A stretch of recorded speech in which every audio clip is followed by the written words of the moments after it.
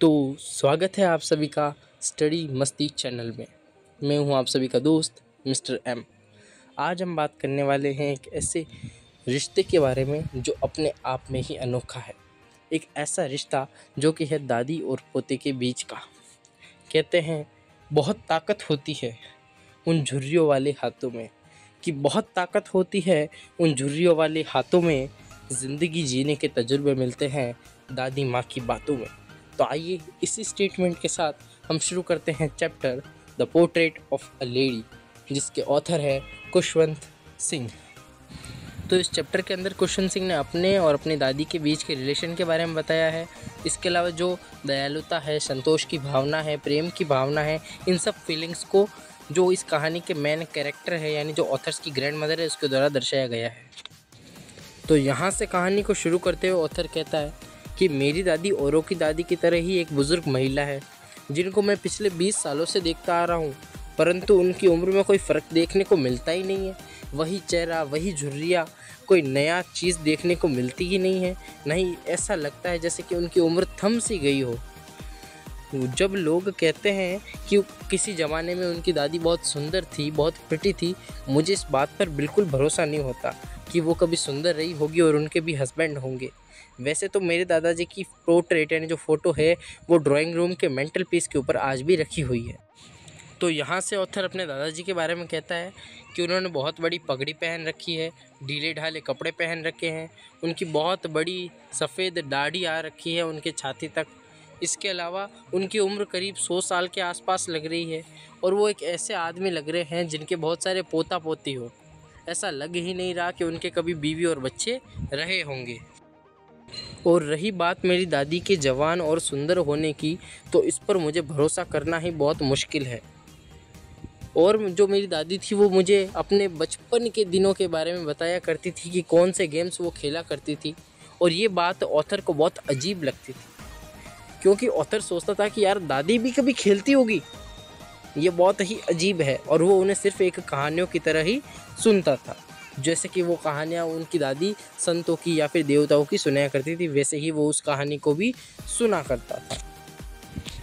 तो अब ऑथर अपनी दादी माँ के बारे में कहता है कि ये थोड़ी छोटी है, मोटी है और थोड़ी झुकी हुई है। इसके अलावा इनके चेहरे पर झुर्रियाँ ही झुर्रियाँ हो रखी है और अब तो हमें पूरा भरोसा हो गया है कि ये हमेशा से ही बुढ़ी रही होगी और ऐसी बूढ़ी रही होगी, ऐसी बूढ़ी रही होगी कि इससे ज़्यादा बूढ़ी तो वो कहीं कभी हो ही नहीं सकती। पिछले 20 सालों से ऐसा लग रहा है जैसे उनकी उम्र थम सी गई हो, एक जगह रुक सी गई हो, इतनी भयंकर बूढ़ी वो हो चुकी है। वो कभी सुंदर नहीं थी, पर वो हमेशा सुंदर है। इस सेंटेंस को अगर ठीक से समझा जाए तो ऐसा पता चलता है कि व्यक्ति अपने सौंदर्य से सुंदर नहीं होता, अपने रूप से सुंदर नहीं होता, बल्कि अपने कर्म से सुंदर होता है। और उसी प्रकार दादी माँ भी अपने कर्मों से सुंदर रही होगी, जैसा कि लेखक कहना चाहता है। वो हमेशा बगैर धब्बे वाली सफ़ेद कलर की साड़ी पहना करती थी, थोड़ा लंगड़ा कर चला करती थी और उनका एक हाथ उनकी कमर पर रहता था ताकि वो अपने शरीर को बैलेंस कर सके। और इसके अलावा उनके दूसरे हाथ में रुद्राक्ष की माला रहती थी जिसके द्वारा वो राम राम का जप किया करती थी। उनके झुर्रियों वाले फेस पर सफ़ेद बाल बिखरे रहते थे और उसके जो लिप्स है वो हर समय मूवमेंट करते रहते थे और प्रभु का नाम जपते रहते थे। इसके अलावा वो बहुत ही सुंदर थी और एकदम विंटर लैंडस्केप, यानी अगर आप पहाड़ों पर गए हो तो आपने देखा हो कितना सफ़ेद सफ़ेद और कितना सुंदर नज़ारा है। उस प्रकार जैसे कि दादी माँ ने सफ़ेद साड़ी पहन रखी है और वो शांति और संतोष की साक्षात मूर्त लग रही है। और मैं और मेरी दादी बहुत अच्छे दोस्त थे, फ्रेंड थे। तो उनकी फ्रेंडशिप कुछ इस प्रकार मजबूत होती है कि होता क्या है, जब खुशवंत सिंह के पेरेंट्स सिटी में सेटल होने के लिए चले जाते हैं तब खुशवंत सिंह को उनकी दादी माँ के पास छोड़कर जाते हैं। तो इनका लालन पालन उनकी दादी माँ के द्वारा ही किया जाता है। तो दादी माँ सवेरे उनको जल्दी उठाती है, उनको स्नान कराते वक्त, उनको तैयार कराते वक्त वो उनके साथ भजन गाया करती है, उनको भजन सुनाया करती है। और वैसे भी खुशवंत सिंह को वो भजन सुनना बहुत ही अच्छा लगता है और ऐसे ही कुछ कारणों के कारण उनकी जो दोस्ती है वो बहुत ही मजबूत हो जाती है। और इसके बाद में दादी माँ मुझे अपनी वुडन स्लेट ला के देती है, जिसको उन्होंने पहले से ही वॉश और येलो चॉक से प्लास्टर कर रखा होता है। और इसके अलावा जो मेरे अर्थन इंक पॉट है, जो मेरा रेड पेन है, उन सबको वो एक गठरी में बांध कर एक बंडल बनाकर मुझे सौंप देती है। और फिर हम दोनों मिलकर ब्रेकफास्ट करता है, जो कि होता है ठंडी रोटी और जिसके ऊपर हमने शुगर और बटर डाल रखा होता है, जो कि खाने में वैसे भी बहुत टेस्टी होता है। उसके बाद में हम कुछ रोटी ले लेते हैं गली के कुत्तों के लिए और हम स्कूल की ओर रवाना हो जाते हैं। दादी हमेशा मुझे स्कूल छोड़ने आया करती, क्योंकि मेरे स्कूल के पास ही एक मंदिर है जहाँ पर वो जाया करती, प्रभु का नाम लेती और वहीं पर वो होली स्क्रिप्चर्स यानी जो धर्म ग्रंथ है वो पढ़ा करती। और मैं स्कूल जाता जहाँ पर जो हमारे पुजारी जी हैं वो हमें अल्फ़ाबेट्स और मॉर्निंग प्रेयर सिखाया करते, और हम सब बगीचे के अंदर लाइन वाइज बैठकर वो सब गाया करते, गा गा कर याद किया करते। और जब हम दोनों के ही काम ख़त्म हो जाते तब हम दोनों घर की ओर चल पड़ते। तो अब जब हम घर की ओर रवाना हो जाते हैं तो हमें रास्ते में गली के कुत्ते दिख जाते हैं और हम उनको रोटी डालना शुरू कर देते हैं। और जब हम उनको रोटी डाल रहे होते हैं तब उनमें आपस में लड़ाई झगड़े शुरू हो जाते हैं रोटियों को लेकर, और वो लड़ाई झगड़े करते करते हमारे घर तक भी पहुंच जाते हैं। और तभी हमारे घर पर मैसेज आता है कि जो हमारे खुशवंत सिंह के पेरेंट्स हैं वो उधर सिटी के अंदर सेटल हो चुके हैं और अब हमें भी उधर जाना है। तो उसकी दादी माँ और खुशवंत सिंह तैयारी करने लगते हैं और यहीं से इस कहानी के अंदर एक टर्निंग पॉइंट आता है और खुशवंत सिंह और उनकी ग्रैंड मदर की फ्रेंडशिप के बीच में दूरियां बढ़नी शुरू हो जाती है।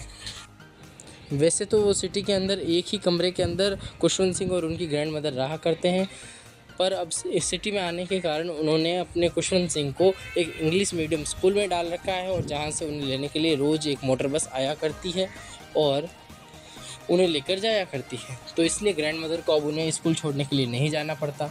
इसके अलावा गली में वहाँ पर कोई भी कुत्ते न होने के कारण दादी माँ अपने घर के कोर्ट यार्ड के आगे ही चिड़िया को दाना डालना शुरू कर देती है।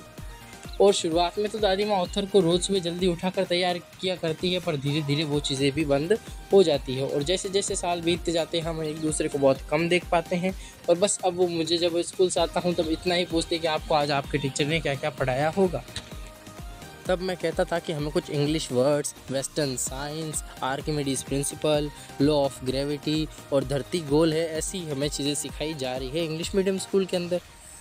तब दादी बहुत उदास हो जाती थी क्योंकि वो मेरे लेसन्स में हेल्प नहीं कर पा रही है और दूसरी बात वो इन बातों पर भरोसा ही नहीं करती है जो ऐसी चीज़ें हमें इंग्लिश मीडियम स्कूल के अंदर सिखाई जा रही है। वो सोचती थी कि क्या इन बच्चों को भगवान के बारे में, धर्म ग्रंथों के बारे में नहीं पढ़ाया जा रहा है, होली बुक्स के बारे में क्यों नहीं पढ़ाया जा रहा है। और जब एक दिन लेखक ने कहा कि हमें कल से म्यूज़िक लेसन दिए जाएंगे तो ये बात सुनकर दादी और भी चिंता में पड़ गई और भी ज़्यादा गुस्सा हो जाती है। दादी माँ के अकॉर्डिंग ये जो म्यूज़िक है ये बैड लोगों की निशानी है, ये एकदम अच्छी बातें नहीं होती है। जो म्यूज़िक होता है ये जो बेगर्स होते हैं, जो हार्लट्स होते हैं, जो भिखारी होते हैं, जो बैड पीपल होते हैं, उनका काम होता है ये म्यूज़िक वगैरह गाना। तो जबकि जो सभ्य लोग होते हैं, जो जेंटल फोक होते हैं, उनको ये चीज़ें शोभा नहीं देती। और जब वो ये बातें सुनती है कि उनको म्यूज़िक सिखाया जा रहा है तो वो एकदम चुप हो जाती है और उनकी शांति से मुझे पता लग रहा है कि वो मुझसे नाराज़ हो गई है, क्योंकि इसके बाद में वो मुझसे बात करना बहुत कम कर देती है। जब खुशवंत सिंह यूनिवर्सिटी जाने लगते हैं तब उनको एक सेपरेट रूम दे दिया जाता है, जिसके कारण उनकी ग्रैंड मदर और उनके बीच में जो एक कॉमन लिंक था यानी वो कमरा, वो भी अब सेपरेट हो चुके थे। और इस बात को दादी माँ ने शहर से स्वीकार भी किया था, एक्सेप्ट भी किया था। इसके अलावा अब वो अपने अकेलेपन को अपने भाग्यों के भरोसे नहीं छोड़कर वो अब शांति से बस केवल स्पिनिंग व्हील यानी जो चरखा होता है उसको पूरे दिन चलाती रहती है। सूर्योदय से लेकर सूर्यास्त तक, सनराइज से लेकर सनसेट तक अब दादी माँ केवल और केवल व्हील को स्पिन कर रही थी और प्रभु का जाप कर रही थी। दोपहर के समय वो कोर्टयार्ड पर आती और बेड के छोटे छोटे टुकड़े करके चिड़िया को डालने लगती, जिससे सैकड़ों छोटी छोटी चिड़िया वहाँ पर आकर इकट्ठा हो जाती और चिड़ियों के चहचहाहट से पूरा वातावरण गूंज उठता।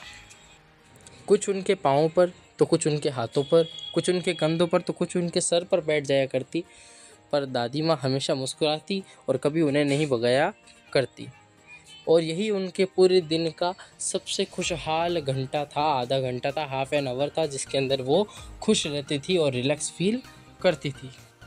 आगे ऑथर कहते हैं कि जब ये डिसाइड हो गया कि अब मैं विदेश में जाकर अपनी हायर स्टडीज़ के लिए 5 साल पढ़ने वाला हूँ तब उन्हें ये टेंशन होने लगे कि दादी माँ की एज का कोई भरोसा नहीं है, अब उनकी उम्र ही इतनी हो रखी है। और दूसरी बात ये कि दादी माँ कहीं अपसेट ना हो जाए, टेंशन में ना आ जाए, चिंता ना करने लग जाए। पर इसका उल्टा होता है, दादी माँ बिल्कुल भी उनके लिए सेंटिमेंटल नहीं होती, इमोशनल नहीं होती है। ऑथर की ग्रैंड मदर जब उन्हें रेलवे स्टेशन तक छोड़ने आती है तब उनके चेहरे पर कोई भी इमोशन दिखाई नहीं देता, एकदम इमोशन लेस होती है, बिल्कुल भी सेंटिमेंटल नहीं होती है, बल्कि उनके लिप्स लगातार मूवमेंट कर रहे होते हैं। वो अपनी प्रे में खोई हुई होती है, बस अपने भगवान के नाम में खोई हुई होती है जब कर रही होती है। और उनकी जो उंगलियां होती है वो रुद्राक्ष की माला फेरने में बिजी होती है। वो चुपचाप आकर बस ऑथर के सर पर किस कर देती है और उन्हें अलविदा कहती है। और ऑथर इसे अपना लास्ट कांटेक्ट समझ के, एक आखिरी निशानी समझकर इसे संजोकर रख लेता है। और पर ये आखिरी नहीं था, क्योंकि इसके बाद में जब ऑथर 5 साल बाद में आता है तब उनकी मुलाकात फिर से अपनी दादी से स्टेशन पर हो जाती है। वो बिल्कुल भी ज़्यादा बूढ़ी नहीं लग रही थी, यानी ऑथर जैसा उनको पहले देख के गया था वो अभी भी वैसे ही दिख रही थी, उनसे ज़्यादा बूढ़ी वो नहीं लग रही थी। और उनके पास अभी भी कहने के लिए कोई भी शब्द नहीं थे, वो बस अपनी प्रार्थना में मग्न थी। और बस उन्होंने ऑथर को अपने बाहों में ले लिया, गले लगा लिया, और ऑथर उनकी प्रे सुन पा रहा था।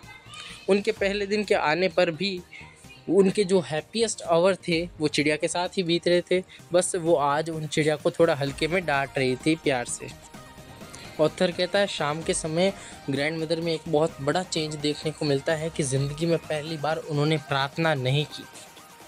उन्होंने अपने पड़ोसियों को इकट्ठा किया और एक ढोल को ज़ोर ज़ोर से बजाने लगी और गाने गाने लगी होम कमिंग वॉरियर्स के, यानी योद्धा जब घर आते हैं तो उनके वो गाने गाने लगती हैं। और जब हमने उन्हें बोला कि आप थक जाओगे, इस उम्र में कोई गाना गाता है क्या, ऑथर कहता है कि ऐसा पहली बार हुआ जब ग्रैंड मदर ने प्रे नहीं की। और होता ये है कि अगली सुबह ग्रैंड मदर बीमार हो जाती है। और जब डॉक्टर आता है तो कहता है इनको हल्का सा बुखार है जो जल्द ही चला जाएगा और ये जल्द ही ठीक हो जाएंगे। परंतु जो ग्रैंड मदर है उनके विचार बिल्कुल ही उल्टे थे। वो कहती है कि मेरी ज़िंदगी का अंत समय अब आ चुका है और मुझसे भूल ये हो गई कि मैंने अपने अंत समय में भगवान की प्रार्थना नहीं की, भगवान का जप नहीं किया, और मैं अब अपना टाइम ऐसे ही बातों में वेस्ट नहीं करना चाहती और बस अपने भगवान का, अपने आराध्य का नाम जपना चाहती हूँ। और इसलिए मुझे अकेला छोड़ दिया जाए ताकि मैं अपने भगवान का नाम जप सकूँ। ऑथर कहता है हमने उनका विरोध किया, अरे दादी तू इतनी आसानी से थोड़ी ना जाएगी, अभी तुझे सेंचुरी पार करनी है, 100 साल पूरे करने हैं। पर उन्होंने हमारी बातों को इग्नोर कर दिया और बस शांति से पलंग पर सोते सोते बस वो अपनी माला जपने लगी और प्रार्थना करने लगी। पर ऐसा कि हमें कुछ डाउट हो उससे पहले ही दादी माँ एकदम शांत हो गई, उनका चेहरा एकदम पीला पड़ गया और उनके हाथों से उनकी जो बेजान उंगलियां हैं उनसे जो माला है वो गिर गई। और फिर हम समझ गए कि अब दादी इस दुनिया में नहीं रही और हमने उन्हें उनसे पलंग से उतारा और लाल कफन से ढक दिया, जैसा कि हमारे रीति रिवाज होते हैं। शाम के समय जब हम उनके रूम में जाते हैं एक बड़ा सा स्ट्रेचर जो डेड बॉडी को ले जाने के लिए होता है उसको लेकर, ताकि उनका अंतिम संस्कार किया जा सके, तब सूर्यास्त हो रहा था और जो गोल्डन लाइट्स थी वो उनके रूम में और जो कोर्टयार्ड है वहाँ पर बिखर रही थी। और जब हम उन्हें ले जा रहे थे तो कोर्टयार्ड में हम बीच में रुककर क्या देखते हैं कि पूरे ही बगीचे में और वो जो दादी माँ का रूम है जहाँ पर उन्हें लाल कफन से ढका गया था वहाँ पर और घर की छत पर हज़ारों की संख्या में चिड़िया आकर बैठ गई है और कोई भी चहचहाट नहीं कर रही है, शोर शराबा नहीं कर रही है, शांति से चुपचाप वहाँ पर बैठी है। हमें चिड़ियों के लिए बहुत बुरा लगा। मेरी माँ अंदर से कुछ ब्रेड लेकर आई और उनको वैसे ही तोड़ कर डाला जैसे कि मेरी ग्रैंड मदर डाला करती थी। पर आश्चर्य की बात यह है कि चिड़ियों ने बिल्कुल भी ब्रेड्स की ओर ध्यान नहीं दिया, बल्कि जैसे ही हम अपनी ग्रैंड मदर को बाहर लेके आए डेड बॉडी को, तब वो फुर्र से वहाँ से सारी की सारी एक साथ उड़ जाती है।